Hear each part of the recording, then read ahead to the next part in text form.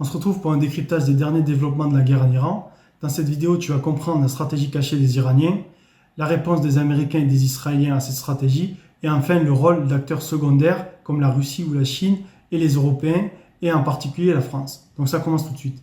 Donc on commence par la stratégie des Iraniens, et pour notamment comprendre leur utilisation de leurs missiles et des drones Shahed.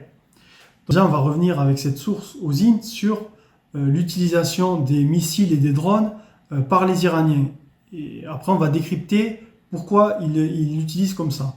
Donc, on voit avec cette source chinoise que au premier jour de la guerre en Iran, les Iraniens ont utilisé 350 missiles balistiques, alors qu'au quatrième jour, ils en ont utilisé que 50. Concernant les drones Shahed, ils en ont utilisé 550, et au quatrième jour, ils en ont utilisé 300. Donc on voit que les drones Shahed se maintiennent nombreux. Il y a encore beaucoup de lancements de drones Shahed. Par contre, les missiles balistiques, ça a diminué de plus de 85% l'utilisation. Et donc, on peut se demander pourquoi. Eh bien, c'est avec les déclarations des Iraniens qui disent que vos missiles intercepteurs seront bientôt épuisés. Donc on comprend que l'utilisation des drones Shahed permettait à l'Iran d'affaiblir le dôme de fer israélien et les batteries antimissiles des bases américaines. Donc on le voit avec cette vidéo. Donc on a sur cette vidéo, si je l'analyse, il y a un drone, un essaim de drone.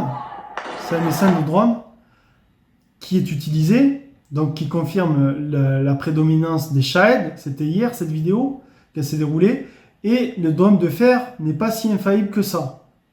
Il commence à montrer des signes de faiblesse. Voilà, c'est ça qui était à retenir. Donc, après cet affaiblissement, les Iraniens conservent leur stock stratégique, qui est très important. Hein.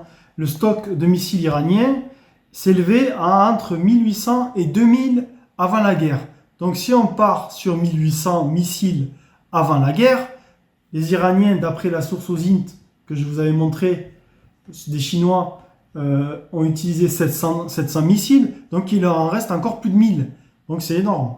Avec 1000 missiles balistiques, le dôme de fer qui est vraiment endommagé, là c'est vraiment très risqué pour les Israéliens et les Américains. Et de plus, quand on voit les déclarations du nouveau guide suprême iranien, qui dit que l'heure des négociations est révolue, qui ajoute que les États-Unis ont franchi la ligne rouge, et donc, si on revient sur la source France 24, l'Iran dit qu'il ne négociera pas avec les États-Unis et est prêt à poursuivre la guerre. Oui, il est prêt à poursuivre la guerre, car les Iraniens ont un stock de missiles de plus de 1000 missiles, comme on l'a compris avec les sources. Et donc ça, c'est un vrai danger pour Israël et les États-Unis. L'Iran, en fait, a été attaqué, mais avec sa stratégie de gestion des missiles, là, a une position de force et ne va pas négocier directement avec les Américains. Ils attendent que les Américains, justement, s'épuisent. Car de l'autre côté, les Américains, eux, on l'a vu, ils ont attaqué plus de 2000 cibles en Iran, donc c'est une attaque avec au moins plus de 2000 missiles. Donc, car si on compte un missile par attaque, donc c'est énorme.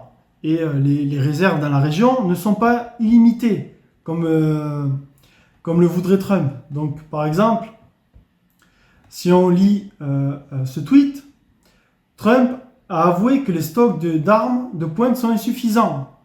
Hein, j'ai vérifié sur la vidéo BFM TV et ils disent effectivement que dans 1 ou 2 mois, Trump, les États-Unis auront de grands problèmes en missiles stratégiques, en armes de pointe.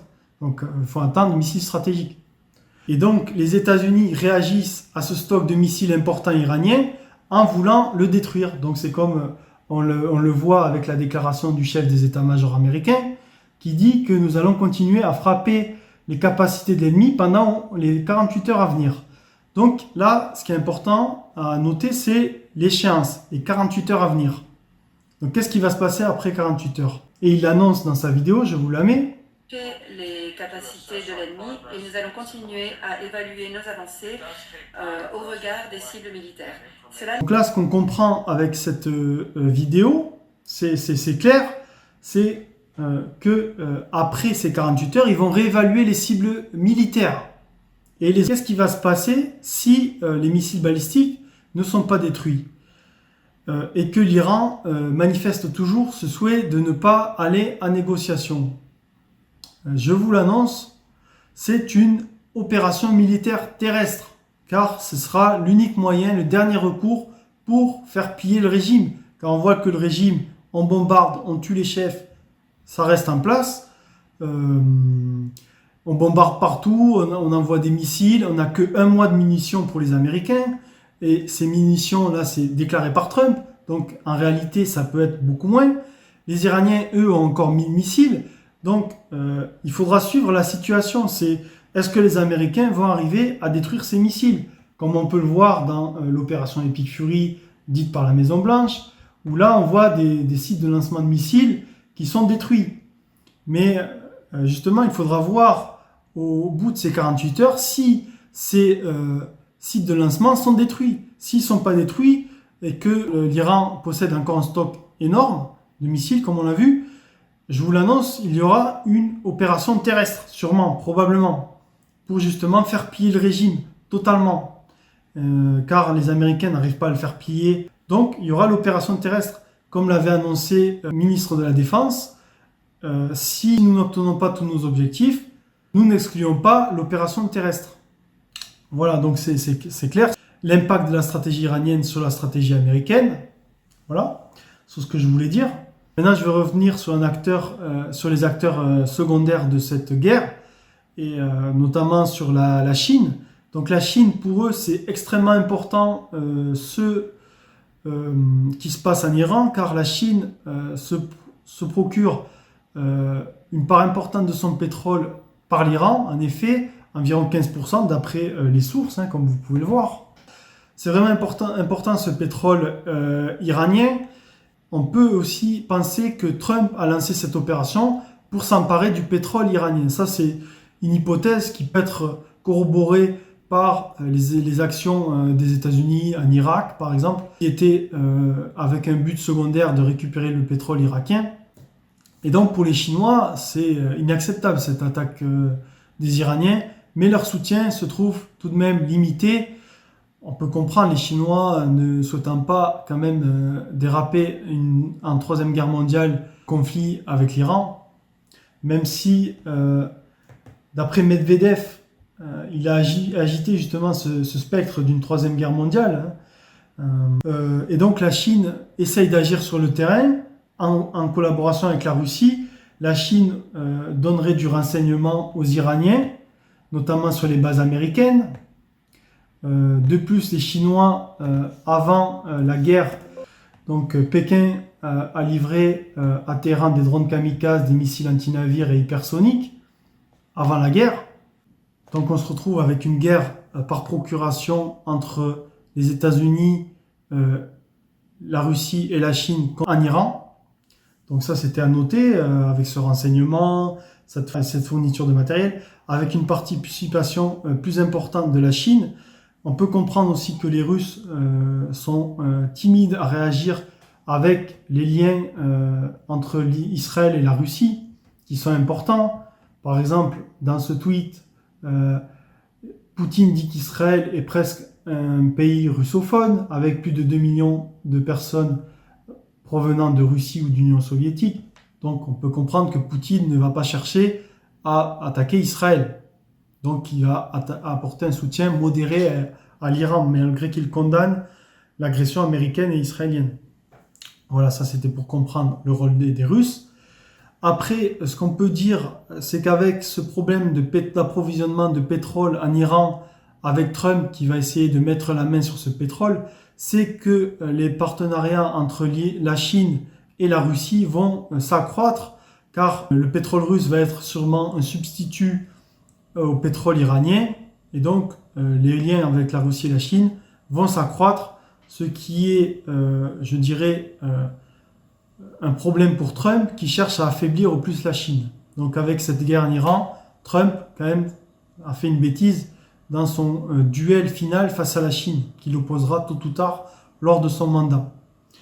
Ensuite, ce qui était à noter, c'était le rôle des Européens, avec des pays comme l'Allemagne, l'Angleterre et la France qui réagissent, avec notamment la France, qui, là ça a été confirmé, c'était des rumeurs, mais va bel et bien envoyer le porte-avions Charles de Gaulle.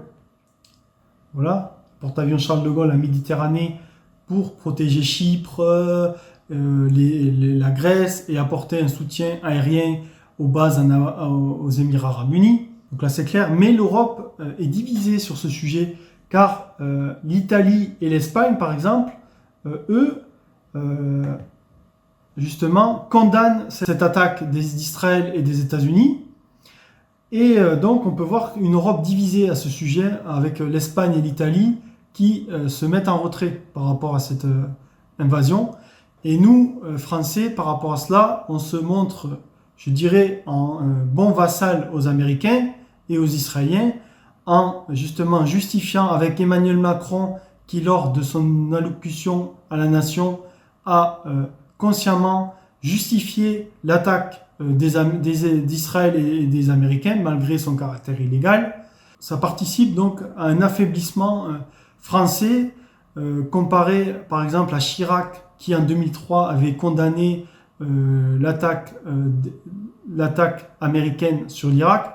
Là, on voit un affaiblissement du poids français qui, malgré le caractère assez contestable de cette action américaine, car on a l'impression qu'il nous rejoue le coup de l'Irak de 2003, c'est-à-dire attaquer sous faux prétexte d'armes nucléaires, car il y a également un rapport de l'AIEA que je voulais vous montrer. Après l'AIEA, il ne constate aucun programme structuré de fabrication d'armes nucléaires, donc en clair, ils n'ont pas pour projet d'avoir l'arme nucléaire. Je vous renvoie à ma vidéo sur le nucléaire iranien pour comprendre plus en détail les motivations des Iraniens. Donc, on peut conclure, c'est sur une vassalisation de la France qui n'a plus de poids politique et justement, c'est une réaction timide d'Emmanuel Macron qui n'a pas condamné cette opération à la manière des Italiens et des Espagnols qui se sont montrés extrêmement courageux au vu de la pression médiatique sur ce conflit. Et ce qu'on peut se demander, c'est les actions prochaines européennes. Est-ce qu'il va y avoir une opération sur l'Iran? Ça, c'est le futur qui nous le dira. On peut donc dire que la stratégie iranienne de miser sur les missiles est extrêmement pertinente car elle commence à mettre en difficulté la stratégie américaine et israélienne qui va sans doute devoir se retrancher vers une opération terrestre afin de réellement faire plier le régime qui ne souhaite plus négocier. Et dans ce contexte, les acteurs secondaires comme la Chine et la Russie mènent donc une guerre par procuration avec une Chine beaucoup plus impliquée car elle a des intérêts directs en Iran. Et les Européens se retrouvent divisés avec notamment une France qui perd du poids politique et se vassalise avec les Américains.